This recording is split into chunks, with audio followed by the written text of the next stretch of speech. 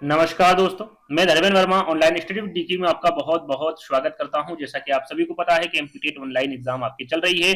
10 नवंबर से आपकी शुरू थी, आज 17 नवंबर की एग्जाम अभी चल रही है। तो हाल ही में हमने वीडियो अपलोड किया है 10 से आपका 14 तारीख तक, है ना। 10 से 14 नवंबर तक का एक वीडियो अपलोड किया है जिसमें पर्यावरण अध्ययन के प्रश्न जितने भी अभी तक पूछे गए हैं उनको हमने अच्छे से समझाया भी है, एनालिसिस भी किया है। तो वीडियो को देख लीजिएगा। 15 तारीख को आपकी एग्जाम नहीं हुई थी, यहाँ पर 16 और 17 के प्रश्न आपको देखने को मिलेंगे। ईवीएस के प्रश्न जो पूछे गए हैं तो आपको स्किप नहीं करना है। हर एक प्रश्न को ऐसे समझाया गया है ताकि उससे संबंधित यदि प्रश्न पूछे तो वो एग्जाम में आ जाए। मैं उदाहरण भी दूंगा, जो हमने हमने 10 से 14 में प्रश्न करवाए थे उसमें से प्रश्न पूछे गए हैं या नहीं, ये मैं आपको यहाँ पर क्लियर करके बताऊंगा, यानी कि प्रूफ के साथ बताऊंगा, है ना। 10 से 14 वाली वीडियो देख लीजिएगा, आपको समझ में आ जाएगा। वैसे मैं यहाँ पर प्रूफ भी बताऊंगा आपको। तो 16-17 में जो प्रश्न पूछे गए वो प्रश्न यहाँ पर पर्यावरण अध्ययन के लेकर आया हूँ। प्रश्न कुछ इस प्रकार रखे हैं कि भाई जैसे कि यहाँ पर लिखा हुआ कल्लनई बांध के बारे में, तो जितने भी इंपोर्टेंट बांध है उनसे संबंधित जो जानकारी सारी आपको इस प्रश्न के माध्यम से मिल जाएगी। जैसे कि यहाँ पर पूछा गया भैया कल्लनई बांध कहां पर स्थित है। अब ये जो कल्लनई बांध है इसके बारे में हमने 10 से 14 नवंबर को आपको बता दिया था। आपको यदि शक है तो मैं यहाँ पर बता भी देता हूं। देखिए कौन सा प्रश्न है, 52 नंबर, है ना। और यहाँ पर मैं बताऊंगा, वीडियो भी देख लीजिएगा 10 से 14 वाला, मैं वहीं पर ले जाता हूं डायरेक्ट आपको। और किस प्रकार वीडियो बनाए ये भी आप देख लीजिएगा। देखिए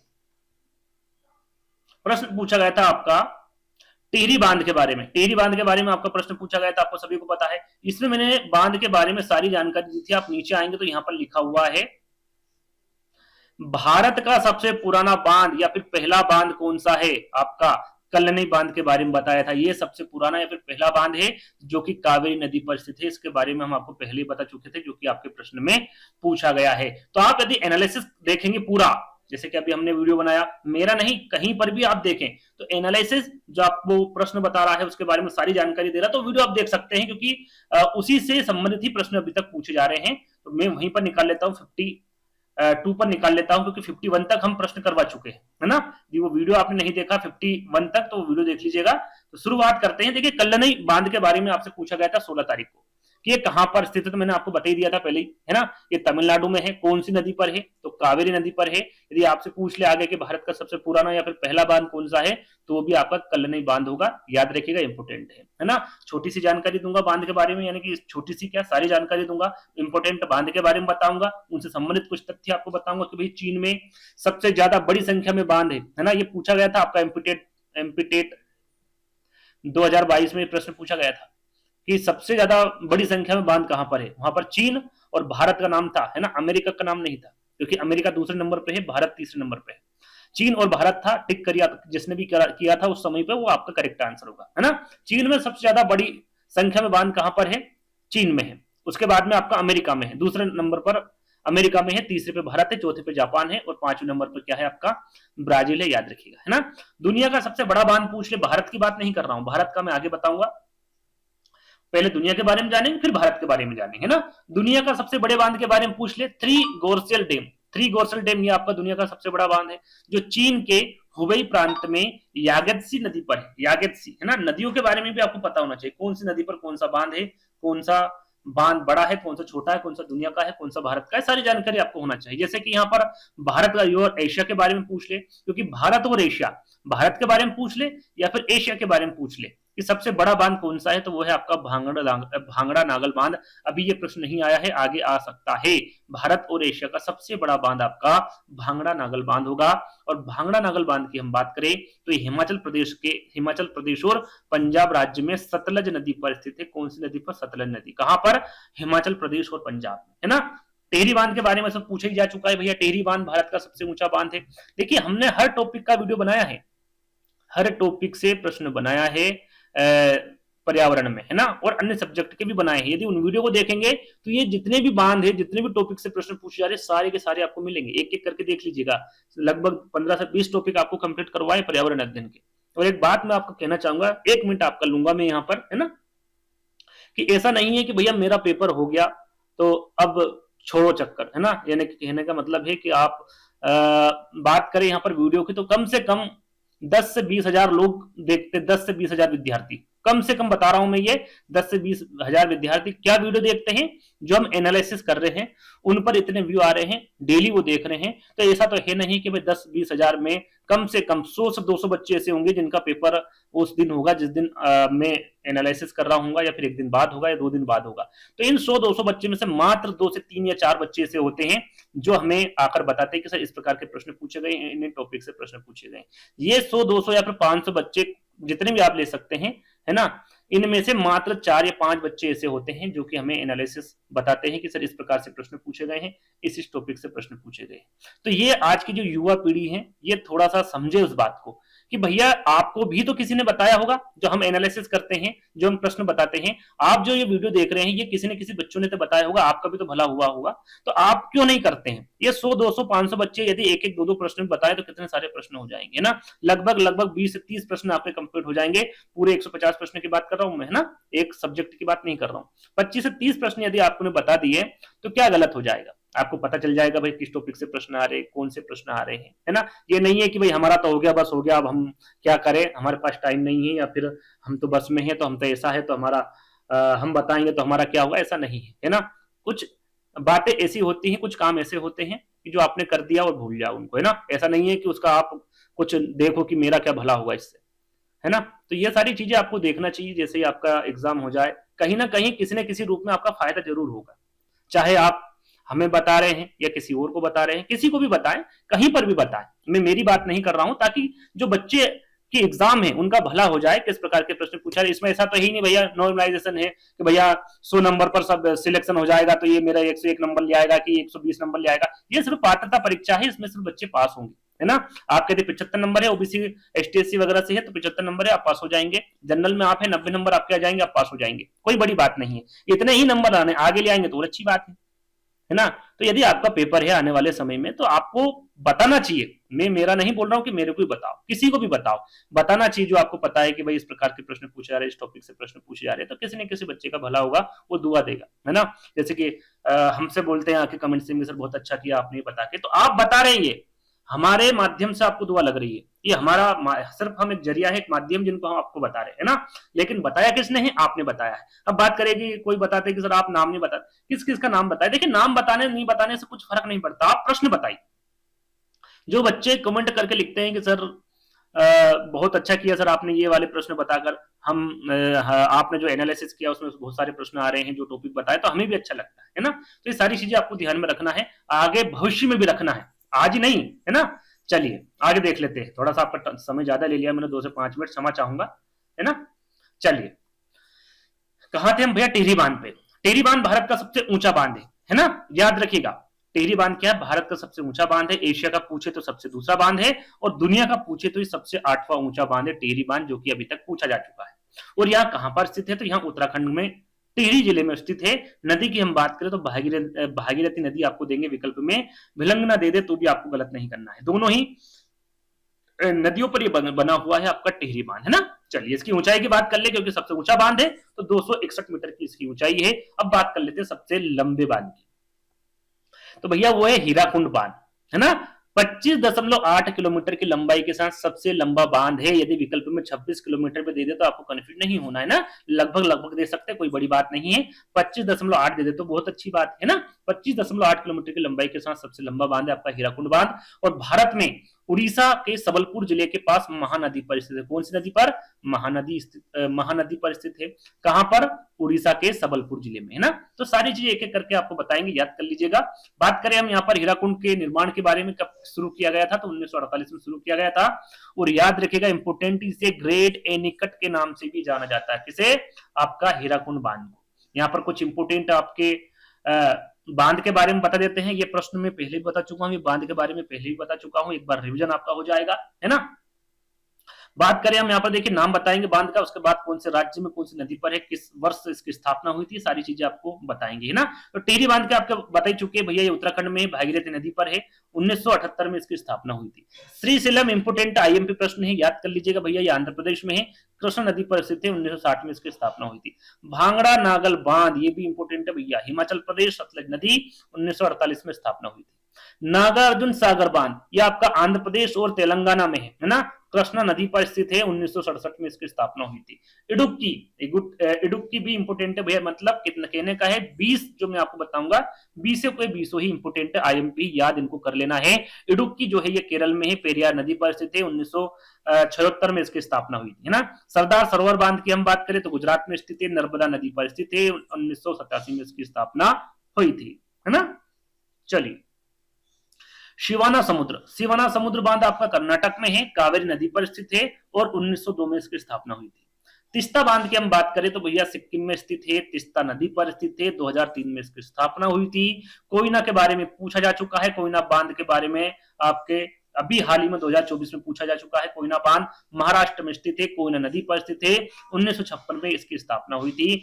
सलाल बांध की हम बात करें तो जम्मू तथा कश्मीर, चिनाब नदी पर स्थित है, 1970 में स्थापना हुई थी।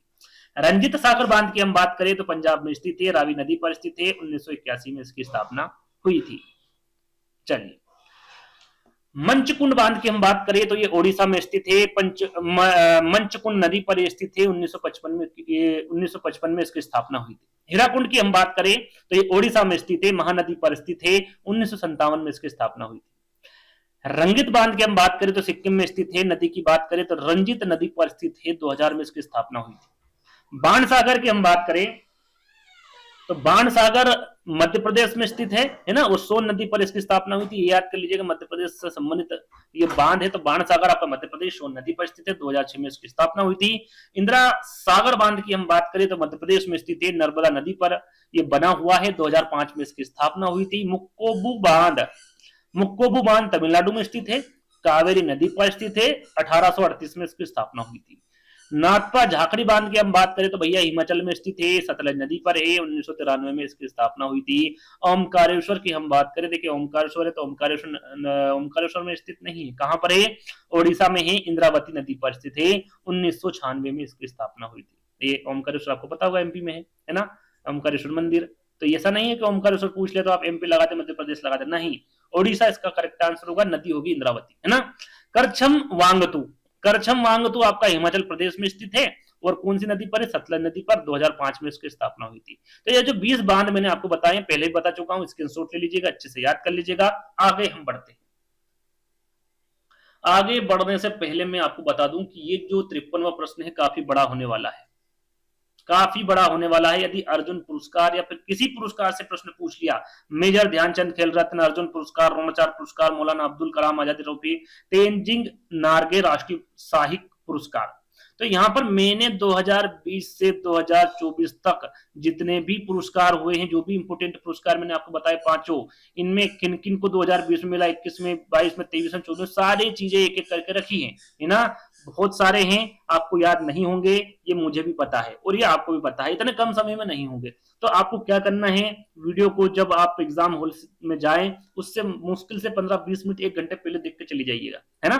थोड़ा सा आपको पता चल जाएगा, याद रहेगा आपके माइंड में, क्योंकि आपने हाल ही में देखा है वीडियो, है ना।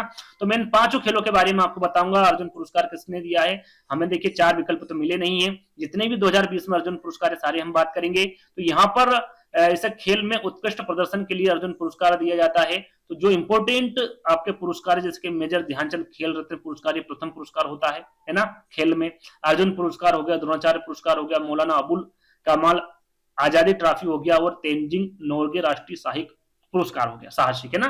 तो इनके बारे में एक एक करके बात करेंगे, इनकी सारी जानकारी दूंगा। आपको क्या करना है, सिर्फ और सिर्फ वीडियो को देखना है, ध्यान से देखना है ना। चलिए, अर्जुन पुरस्कार की हम बात कर लें तो भैया ये अर्जुन पुरस्कार जो है ये खेलों में उत्कृष्ट प्रदर्शन वाले खिलाड़ियों को दिया जाता है, और यह भारत का दूसरा सबसे बड़ा खेल सम्मान है। पहला कौन सा है, दूसरे नंबर पर अपन बात करेंगे, है ना। खेल रत्न पुरस्कार, जैसे कि अभी मैंने आपको बताया था, मेजर ध्यानचंद, है ना। तो पहला है, यदि पूछ ले कि भैया भारत का दूसरा सबसे बड़ा खेल सम्मान कौन सा है, तो अर्जुन पुरस्कार, है ना। इसकी शुरुआत कब हुई थी, शुरुआत हुई थी इसकी 1961 में। कब हुई थी, 1961 में, है ना। यहाँ पर महिला की बात कर ले और पुरुष की बात कर ले कि सबसे पहले किसको मिला था, तो ये पूछा जा सकता है, और किस क्षेत्र में मिला था ये आपको पता होना चाहिए।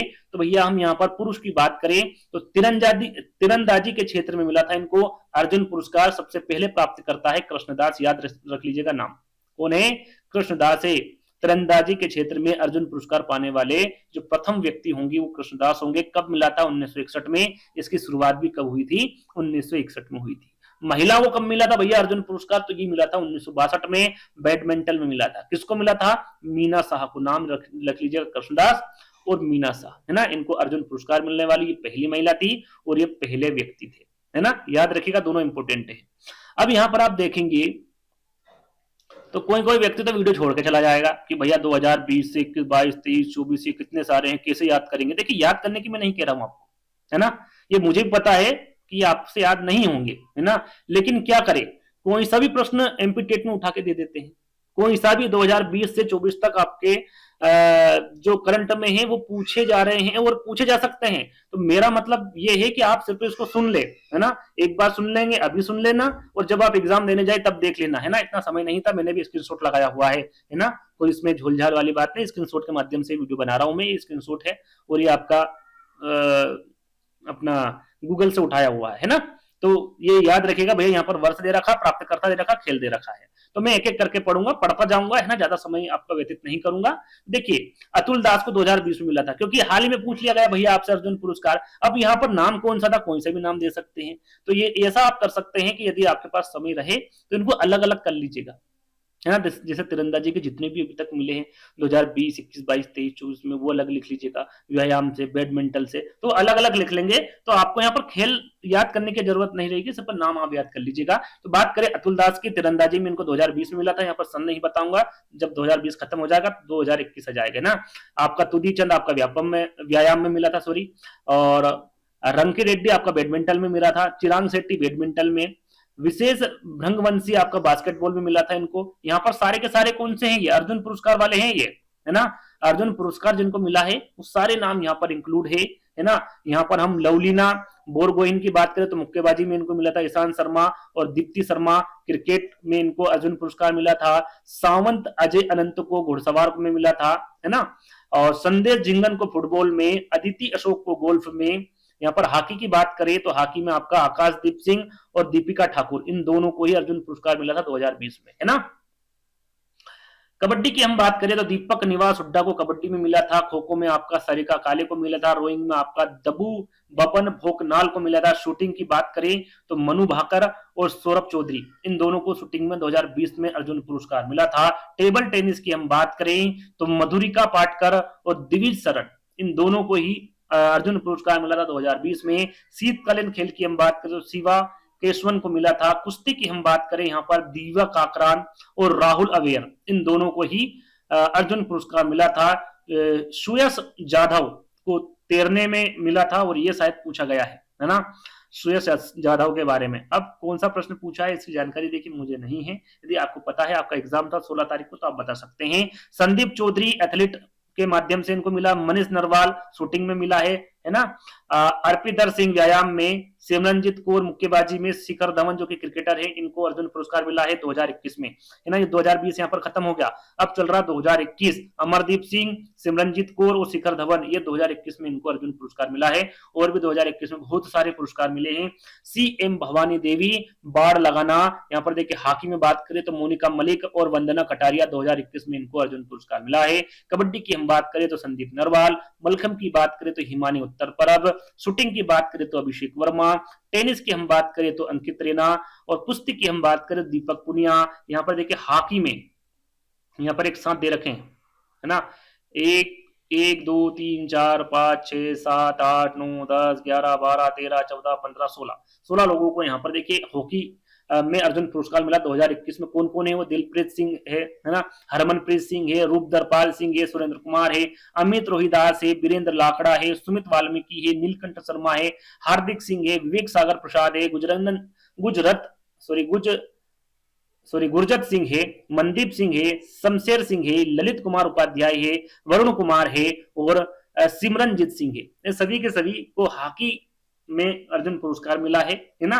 और यहां पर हम बात करें भैया एथलीट में आपका योगेश कथुनिया है, निषाद कुमार है, प्रवीण कुमार है, ये सभी एथलीट में इनको मिला है अर्जुन पुरस्कार। बैडमिंटन की हम बात करें तो सुहान लारिनाकेर यतिराज, शूटिंग की हम बात करें तो सिराज अधाना, टेबल टेनिस की बात करें तो भाविना पटेल, तीरंदाजी की बात करें तो हरविंद सिंह, एथलीट की हम बात करें तो शरद कुमार, है ना। ये 2021 के चल रहे हैं जितने भी चल रहे हैं, है ना। 2 मैच और है, इनको भी हम बता देते हैं। 2022 में देखिए और अब 2022 के यहाँ पर जितने भी अर्जुन पुरस्कार मिले हैं उनके नाम यहाँ पर देख लीजिए। देखिए व्यायाम में यहाँ पर तीनों को मिला है, सीमा पुनिया, एंडोज पाल और अविनाश साबले, है ना। 2022 में उनको अर्जुन पुरस्कार मिला है। बात करें बैडमिंटन की तो आपका लक्ष्य सेन और प्रणय एच एस इनको बैडमिंटन में मिला है। मुक्केबाजी की हम बात करें तो अमित पंघाल और निखत जरीन इन दोनों को मुक्केबाजी में मिला है अर्जुन पुरस्कार। शतरंज की हम बात करें तो भक्ति कुलकर्णी और आर प्रज्ञानंदा शतरंज में मिला है। यदि आपसे 20 और 21 के याद नहीं होते हैं तो आप 22 और 23 के तो कर ही लीजिएगा, इंपोर्टेंट है, मैं फिर बता रहा हूं आपको, है ना। यदि आपने पढ़ भी लिया ना तो भी आपको कहीं ना कहीं एग्जाम में याद आ जाएगा, है ना। एक बार ही पढ़ लिया और जब एग्जाम देने जाए तब एक और बार पढ़ लीजिएगा। सिर्फ पढ़ना है, याद करना ये आपसे नहीं होगा, इतनी जल्दी नहीं होगा, है ना। हॉकी की हम बात करें, दीप ग्रेस एक का हॉकी में मिला है इनको। जूडो में सुनील देवी नील कमाल को मिला है। कबड्डी में साक्षी कुमारी को मिला है ना। लोन कटोरे ये आपका नयन मोनी सेकिया को मिला है। मलखम की हम बात करें तो सागर कैलाश ओहो लड़कर को मिला है। शूटिंग में आपका 2 मिले हैं। शूटिंग में देखिए यहाँ पर वलारीवाल को मिला है और ओम प्रकाश मिथरवाल को मिला है। टेबल टेनिस की हम बात करें तो श्रीजा अकुला को मिला है। भारोत्तोलक विकास ठाकुर को, कुश्ती में आपका यहाँ पर अंशु मलिक और सरिता मोर को मिला है। उशु में आपका मिला है प्रवीण कुमार को, है ना। बैडमिंटन आपका मानसी गिरीश चंद्र जोशी और तरुण ढिल्लो को मिला है। तैरने में आपको स्वप्निल संजय पाटिल को, बैडमिंटन में आपको जर्नल अनिका को। तीरंदाजी की हम बात करें तो ओजस प्रवीण देवताले, देखिए यहाँ पर 2023 शुरू हो चुका है ना, ध्यान दीजिएगा, 2022 तक है। 2023 में किसको मिला है? ओजस प्रवीण देवताले को मिला है तीरंदाजी में और अदिति स्वामी को तीरंदाजी में मिला है ना। व्यायाम की हम बात करें तो मुरली श्री शंकर पारुल चौधरी को मिला है। मुक्केबाजी की हम बात करें तो मोहम्मद सुमामुद्दीन को मिला है। शतरंज की हम बात करें तो आर वैशाली को मिला है। क्रिकेट में मोहम्मद शमी को, याद रखिएगा, मोहम्मद शमी को 2023 में मिला है अर्जुन पुरस्कार। आगे हम बात करें घुड़सवार में अनुज अग्रवाल को मिला है। दिव्याकृति सिंह को मिला है। गोल्फ में आपका दीक्षा डांगर को मिला है। हॉकी में आपका कृष्ण पाठक, सुनीला चानू को मिला है। कबड्डी में आपका पवन सहरावत और रितु नेगी को मिला है। खो खो में आपका नसीन शेख को मिला है। लोन कटोरे पिंकी सिंह को मिला है। शूटिंग में आपका ऐश्वर्या प्रताप सिंह तोमर, ईशा सिंह को मिला है। स्क्वाश में आपका हरिदर पाल संधू को मिला है। टेबल टेनिस में अहिका मुखर्जी को मिला है। कुश्ती की हम बात करें तो सुनील कुमार, अंतिम पंघाल को मिला है। उशु में आरोरेम रोसीबिना देवी को मिला है। तीरंदाजी की हम बात करें शीतल देवी। क्रिकेट में आपका अजय कुमार रेड्डी और आपका केनोइंग में बात करें तो प्राची यादव को मिला है। लगभग ये 100 से 120 नाम है ना। इनको आपको सिर्फ देखना, याद नहीं करना, है ना। आपको एक बार देखना है, 2 बार देखना है, बस सिर्फ नाम को देखना है, समझना है, बस। अब बात करें दूसरे हमारे खेल रत्न पुरस्कार की, तो ये आपका दूसरे नंबर पे मेजर ध्यानचंद खेल रत्न पुरस्कार, जो कि आपका सर्वोच्च खेल सम्मान है ना। पहले नंबर पर आता है, पहले नंबर पर आपका आता है मेजर ध्यानचंद खेल रत्न पुरस्कार और दूसरे नंबर पर आता है आपका अर्जुन पुरस्कार। इसमें जितने ज्यादा लोग नहीं है, है ना, इसमें बहुत कम लोग हैं। तो मेजर ध्यानचंद खेल जो रत्न पुरस्कार है, किसी खिलाड़ी के पिछले 4 सालों में जो शानदार प्रदर्शन करता है उसको मेजर ध्यानचंद खेल रत्न पुरस्कार मिलता है और यह भारत का सर्वोच्च खेल सम्मान है। मेजर ध्यानचंद खेल रत्न पुरस्कार की जो शुरुआत हुई थी ये 1991-92 में हुई थी और मेजर ध्यानचंद खेल रत्न पुरस्कार के पहले इसका नाम क्या था? राजीव गांधी खेल रत्न पुरस्कार था, या कह सकते हैं कि इसका पुराना नाम क्या है? राजीव गांधी खेल रत्न पुरस्कार है। साल 2021 में कब बदला? 2021 में इसका नाम बदलकर क्या रख दिया गया? मेजर ध्यानचंद खेल रत्न पुरस्कार कर दिया गया। और मेजर ध्यानचंद खेल रत्न पुरस्कार या पूर्व में से किस नाम से जाना जाता है? जैसे कि मैंने अभी आपको बताया, राजीव गांधी खेल रत्न पुरस्कार के नाम से जाना जाता है। साथ में पहले प्राप्तकर्ता, पहला नाम किसका है ना? 2000 जब ये शुरुआत हुआ था इसका मेजर ध्यानचंद खेल रत्न पुरस्कार का, तो किसको मिला था पहले नंबर पर? तो विश्वनाथ आनंद, याद रखिएगा नाम। पहला या प्रथम आ जाए आपको, ये तो याद ही कर लेना है ना, कभी भी किसी रूप में आपसे पूछा जा सकता है। अब यहाँ पर जो ध्यानचंद पुरस्कार है वो ज्यादा नहीं मिले हैं, 2020 से रखे मैंने, है ना। 2020 में किसको मिला भैया? रोहित शर्मा को मिला है, जो कि क्रिकेटर है, सभी को पता भैया इनके बारे में, है ना। पैराम्बलिक ऊंची कूद, ये मरियम थंगावेल, ये तो याद कर लीजिएगा, बहुत कम नाम है ना। टेबल टेनिस में मनिका बत्रा को मिला है। फ्रीस्टाइल कुश्ती में विनेश फोगाट को मिला है। ये आपका जो प्रथम पुरस्कार है उसके बारे में बात कर रहा हूं मैं ना। खेल में जो प्रथम पुरस्कार सर्वोच्च सम्मान से सम्मानित किया जाता है आपका मेजर ध्यानचंद वाला है ना। हॉकी में आपका राणे रामपाल को मिला है। व्यायाम में आपका नीरज चोपड़ा को मिला है ना। फ्री स्टाइल कुश्ती में रवि कुमार दहिया को मिला है। मुक्केबाजी में आपका लवलीना गोरगोहिन को मिला है। हॉकी में पिया श्री जेस को मिला है। पैराम्बलिक शूटिंग में आपका अवनी लेखरा को मिला है। पैराम्बलिक नहीं लिखा, पेरा ओलंपिक लिखा हुआ है ना सभी जगह। क्या लिखा है? पेरा ओलंपिक, ध्यान दीजिएगा है ना, थोड़ा सा मिसप्रिंट हुआ है यहाँ पर।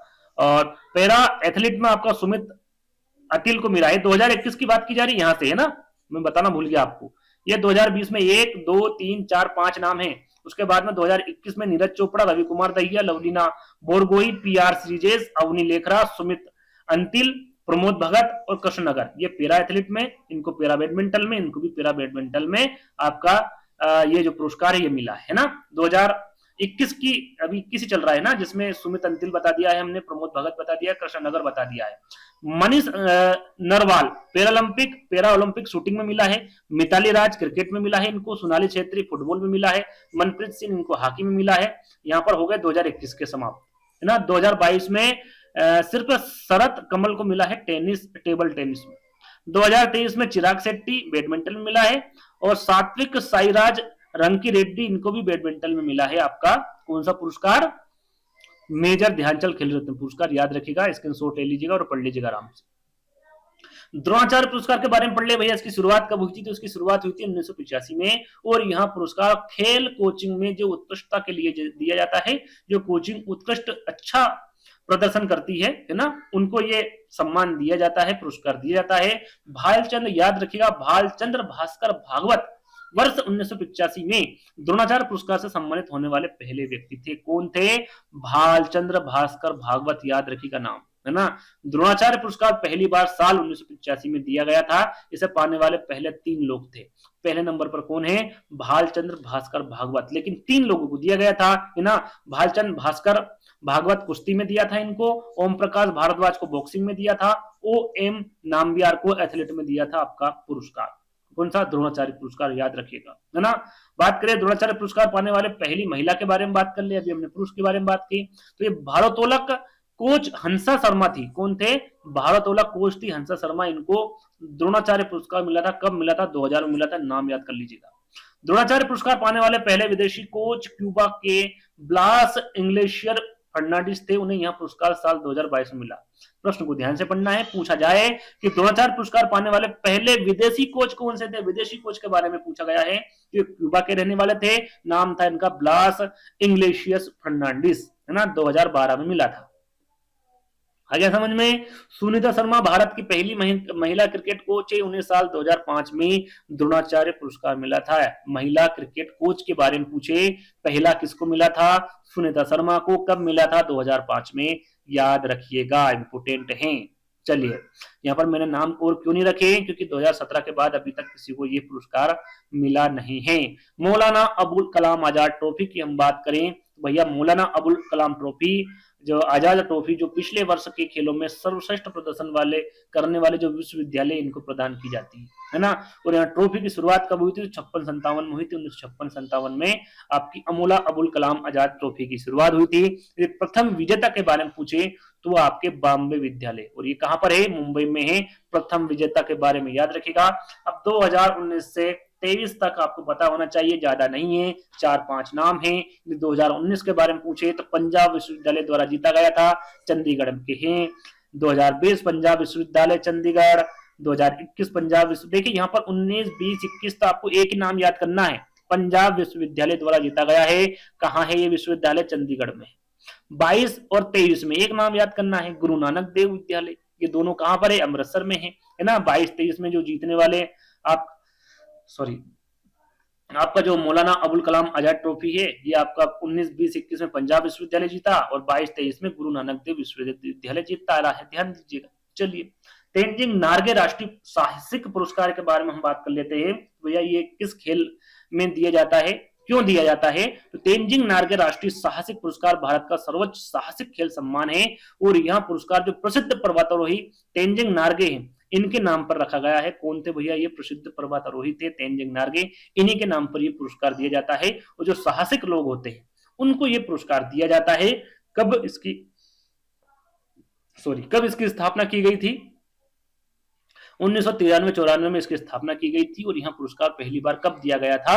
1994 में दिया गया था। यहाँ पुरस्कार पिछले 3 सालों में जैसे कि अभी मैंने बताया क्यों दिया जाता है, तो यहाँ पुरस्कार पिछले 3 सालों में भूमि, समुद्र और हवा में जो साहसिक गतिविधियां करते हैं उनके उत्कृष्ट उपलब्धि के लिए ये पुरस्कार दिया जाता है। तेनजिंग नार्गे राष्ट्रीय साहित्य पुरस्कार 2021 के विजेता की हम बात करें तो वो रहेंगे आपके सुश्री नैना धाकड़। 2021 से यहाँ पर मैंने लिया है। 2021 में नैना धाकड़ को भूमि साहसिक श्रेणी में पुरस्कार मिला। किस में मिला? भूमि साहसिक श्रेणी में। किसको मिला? सुश्री नैना धाकड़ को। श्री शुभम धनंजय वनमाली को जल साहसिक श्रेणी में पुरस्कार मिला। 2021 की बात कर रहा हूं मैं, ध्यान दीजिएगा। इनको जल साहसिक श्रेणी में मिला है। किनको? श्री शुभम धनंजय वनमाली को। ग्रुप कैप्टन कुंवर भवानी सिंह समियल को जीवन भर की उपलब्धि श्रेणी में पुरस्कार मिला है ना। जीवन भर की उपलब्धि श्रेणी में किसको पुरस्कार मिला है? ग्रुप कैप्टन कुंवर भवानी सिंह समियल को मिला है। याद रखिएगा, समियल, है ना। चलिए, ये जो प्रश्न था 53वां प्रश्न यहाँ पर खत्म हो चुका है। जितने भी मैंने आपको पुरस्कार बताए सारे के सारे इंपोर्टेंट हैं, है ना, सारे के सारे भारत से रिलेटेड है। 54वां प्रश्न पूछा गया है, अंतरिक्ष में स्थापित होने वाली पहली प्रमुख ऑप्टिकल वेधशाला के बारे में पूछा गया था। अंतरिक्ष में स्थापित होने वाली पहली प्रमुख ऑप्टिकल वेधशाला तो वह है हबल स्पेस टेलीस्कोप। कौन सी है? हबल स्पेस, है ना। हबल स्पेस ही पूछा गया था और विकल्प हबल था। राइट आंसर आपका हबल ही होगा। अंतरिक्ष में स्थापित होने वाली प्रमुख जो ऑप्टिकल वेधशाला हबल स्पेस टेलीस्कोप, जिसे शॉर्टकट में क्या कहा जाता है? HSTB कहा जाता है। इसका नाम खगोल शास्त्री एडविन हबल के नाम पर रखा गया था। किसके नाम पर? जो खगोल शास्त्री थे एडविन हबल के नाम पर इसका नाम रखा गया था। इसे साल 1990 में पृथ्वी की निचली कक्षा में लॉन्च किया गया था। कब किया गया था? 1990 में। कहां पर किया गया था? पृथ्वी की निचली कक्षा में इसे लॉन्च किया गया था। और यह मानव आंख से 10 बिलियन गुना कम धुंधली चीजों को भी देख सकती थी। याद रखिएगा, यह मानव आंख से 10 बिलियन गुना कम धुंधली चीजों को भी ये देख सकती थी, है ना। कौन सा इसकी बात की जा रही है? हबल स्पेस टेलीस्कोप की यहाँ पर बात की जा रही है। अगला प्रश्न पूछा गया था प्लेटो से संबंधित। यहाँ पर प्लेटो में सबसे पहले कौन सा यान गया था? यहाँ पर जो आपके 8 उपग्रह है उसमें प्रथम बार कौन सा उपग्रह गया था? सारी जानकारी इस वीडियो के माध्यम से दूंगा, है ना। तो सबसे पहले इसका आंसर जान लेते भैया। प्लूटो पर सबसे पहले कौन सा यान गया था? तो वो गया था न्यू होराइजन्स अंतरिक्ष यान, है ना। नासा का था न्यू होराइजन्स अंतरिक्ष यान। प्लूटो पर सबसे पहले जाने वाला अंतरिक्ष यान था, ये प्लूटो पर था। प्लूटो की खोज कब की गई थी? 1930 में की गई थी। इसको लॉन्च कब किया गया था? तो 19 जनवरी 2006 को इसको लॉन्च कर दिया गया था। प्लूटो एक ग्रह नहीं है, ये क्या है? सबसे बड़ा बोना ग्रह है। क्या है? सबसे बड़ा बोना ग्रह है प्लूटो सौरमंडल का। प्लूटो के 5 उपग्रह बताए गए हैं। चारोन, जो चारोन है ये सबसे बड़ा उपग्रह है आपका प्लूटो का। उसके बाद है जिसका व्यास प्लूटो के क्या है? आधे से थोड़ा ज्यादा है प्लूटो से, इसलिए चारोन जो है सबसे बड़ा उपग्रह है प्लूटो का। उसके बाद में स्टाइलिस, निक्स, केरबेरोस और हाइड्रा, ये सभी के सभी प्लूटो के 5 उपग्रह है। याद रखिएगा। सौरमंडल के 8 ग्रह के बारे में आपको पता ही होगा। बुध, शुक्र, पृथ्वी, मंगल, बृहस्पति, शनि, यूरेनस, नेपच्यून, है ना। ये 8 सौरमंडल के ग्रह है। अब इनके जो प्रथम यान गया था उनके बारे में आपको बताऊंगा। बृहस्पति के बारे में जान लेते हैं कि भैया बृहस्पति पर जाने वाला पहला अंतरिक्ष यान कौन सा है? तो वो है पायनियर 10। कौन सा है? पायनियर 10 कह सकते, 10 कह सकते हैं। यहाँ यान मार्च 1972 में लॉन्च किया गया था। कब किया गया था? 1972 में। सभी के एक एक करके बताऊंगा आपको, जरूर नहीं कि यहाँ पर प्लूटो का पूछा गया है तो आगे भी प्लूटो का पूछा जाए। यहाँ पर 8 में से किसी के बारे में भी पूछा जा सकता है। यहाँ पर चंद्रमा की हम बात करें, यहाँ पर देखिए ग्रह के साथ साथ चंद्रमा को भी मैंने रखा है। चंद्रमा पर सबसे पहले पहुंचने वाला यान कौन सा था? तो वो लूना 2 था। कौन सा? लूना 2। याद रखेगा, लूना 2 जो है ये 14 सितंबर 1959 को चांद की सतह पर पहुंचा था। कब पहुंचा था? 14 सितंबर 1959 को। चंद्रमा की बात की जा रही है और पहले इंसान की बात ना करें ऐसा हो नहीं सकता। चंद्रमा पर कदम रखने वाले पहले इंसान कौन थे? नील आर्मस्ट्रांग थे। इनके यान की हम बात करें तो अपोलो 11, याद रखिएगा, अपोलो 11 के जरिए ये चांद पर उतरे थे। कब? कौन से यान से? अपोलो 11। याद रखिएगा, यान का नाम इंपोर्टेंट है। चलिए अब बात करते हैं बुध की। बुध ग्रह पर जाने वाला पहला अंतरिक्ष यान कौन सा था और किसका था? नासा का था, मेरिनर 10। कौन सा था? मेरिनर 10 था। इसे नवंबर 1973 में लॉन्च किया गया था। कब किया गया था? नवंबर 1973 में। क्या नाम था? मेरिनर 10 था, नासा का था और बुध ग्रह पर जाने वाला पहला अंतरिक्ष यान था, है ना। शुक्र की हम बात कर ले, शुक्र पर जाने वाला पहला अंतरिक्ष यान नासा का था, ये मेरिनर 2 था। देखिए बुध का आपका मेरिनर 10 और शुक्र पर जो जाने वाला आपका पहला अंतरिक्ष यान है वो मेरिनर 2 था। यहाँ 14 दिसंबर 1962 को शुक्र के पास से गुजरा था। कब? 14 दिसंबर 1962 को। शनि ग्रह की हम बात करें तो इस पे जाने वाला जो पहला अंतरिक्ष यान है वो पायनियर 11 था। कौन सा? पायनियर 11। इसे अमेरिकी अंतरिक्ष एजेंसी नासा ने 6 अप्रैल 1973 को अंतरिक्ष में भेजा था। कब भेजा था? 6 अप्रैल 1973। मंगल ग्रह की हम बात करें कि मंगल ग्रह की सतह पर उतरने वाला पहला अंतरिक्ष यान कौन सा था? तो वाइकिंग 1 था, है ना। इन अंतरिक्ष का नाम याद कर लीजिएगा भैया। वाइकिंग फर्स्ट जो है ये मंगल ग्रह की सतह पर उतरने वाला पहला अंतरिक्ष यान था। इसे 20 अगस्त 1975 को पृथ्वी से लॉन्च किया गया था और वहां पर 19 जून 1976 को मंगल ग्रह की कक्षा में पहुंचे। देख लीजिए यहाँ पर 20 अगस्त 1975 पर लॉन्च किया था पृथ्वी से, 19 जून 1976 को मंगल ग्रह पर पहुंचा था ये, है ना। याद रखिएगा सन, आपको ध्यान रखना है। साथ में यूरेनस और नेपच्यून ग्रह की बात करें, दोनों ग्रह की हम बात करें तो भैया इसमें जाने वाले जो प्रथम अंतरिक्ष यान था वो वाइजर 2 था। वाइजर 2 ये आपका यूरेनस का भी है और नेपच्यून का भी है। दोनों ग्रह पर जाने वाला पहला अंतरिक्ष यान का नाम वाइजर 2 था। याद रखिएगा, इंपोर्टेंट है। आगे हम बात करेंगे, यानी कि अगले प्रश्न की बात करेंगे फीफा। फीफा का पूरा नाम यहाँ पर पूछा गया है। फीफा का पूरा नाम है federation international T football association. ये फीफा का पूरा नाम पूछा गया है। इस पर एक प्रॉपर वीडियो बनाया है, जितने भी संपूर्ण नाम है उस वीडियो को देख लीजिएगा, काफी आपको सहारा मिल जाएगा। यहाँ पर अगला प्रश्न पूछा गया था 2021 में अंतर्राष्ट्रीय योग दिवस की थीम क्या है। यहाँ पर सीधा सीधा अंतर्राष्ट्रीय योग दिवस की थीम पूछा था। अब ये मुझे थोड़ा सा कंफ्यूजन है, 21 का पूछा था, 20 का पूछा था, 22 का पूछा था या फिर 23 का, है ना। ये यदि आपका पेपर है तो बताइएगा, क्योंकि मैं सभी की यहाँ पर थीम लेकर आ गया हूँ, आपको पता होना चाहिए। 2020 की थीम के बारे में पूछे तो घर पर योग और परिवार के साथ योग, क्योंकि यहाँ पर कोरोना आया हुआ था इस टाइम पे, तो ये थीम कौन सी दी थी? घर पर योग और परिवार के साथ योग। 2021 की थीम जो कि पूछा गया था वो स्वास्थ्य के लिए योग। 2022 में जो थीम थी वो मानवता के लिए योग। 2023 की थीम थी वसुदेव कुटुंबकम के लिए योग और 2024 की जो थीम है वो स्वयं और समाज के लिए योग। ये आपकी थीम है आपके अंतर्राष्ट्रीय योग दिवस की, है ना। यदि यह पूछे कि भैया अंतर्राष्ट्रीय योग दिवस कब मनाया जाता है तो ये 21 जून को मनाया जाता है। पहली बार कब मनाया गया था? तो पहले अंतर्राष्ट्रीय जो योग दिवस है ये 21 जून 2015 को मनाया गया था। 21 जून 2015 याद रख लीजिएगा। अगला और अंतिम प्रश्न, सबसे गर्म ग्रह के बारे में पूछा गया था कि सबसे गर्म ग्रह कौन सा है, तो वो आपका शुक्र होगा, है ना। ग्रह के बारे में मैं ऊपर जो प्रश्न 1 से 58 के बीच में एक प्रश्न आया था उसमें सारी जानकारी आपको दे चुका हूं, तो सारे आपको 1 से 58 तक देख लेना है। इन 1 से 58 तक 3 वीडियो बने हैं। पहला वीडियो 10 से 14 तक बना है, 10 नवंबर से 14 नवंबर तक की वीडियो मिल जाएगा आपको। फिर एक बना है 14 का, अकेला फर्स्ट और सेकंड शिफ्ट के जो प्रश्न छूट गए थे। आज बना है अपना 16 और 17 का। तो 3 वीडियो देख लीजिएगा, आपके ये 58 प्रश्न है ये कंप्लीट हो जाएंगे। और किस प्रकार से मैं प्रश्न को समझा रहा हूं ये तो आप देख ही चुके होंगे, है ना। तो सारे के सारे प्रश्न आपको इसी के माध्यम से इसी तरह से मिलेंगे। तो आई होप ये वीडियो आपको पसंद आया होगा। सभी बच्चों के साथ शेयर करना है। आपका आने वाले समय में एग्जाम है तो नंबर मैं आपको हमेशा बताता हूँ, नंबर सेव कर लीजिएगा। कोई सा भी आप हमारा एनालिसिस उठा लेना, उसमें नंबर लिखे हुए हैं, उस नंबर पर आपको व्हाट्सअप करना हमेशा, है ना। तो चलिए आज के लिए बस इतना ही। जल्दी दोस्तों एक नई वीडियो के साथ मिलेंगे, जब तक के लिए धन्यवाद।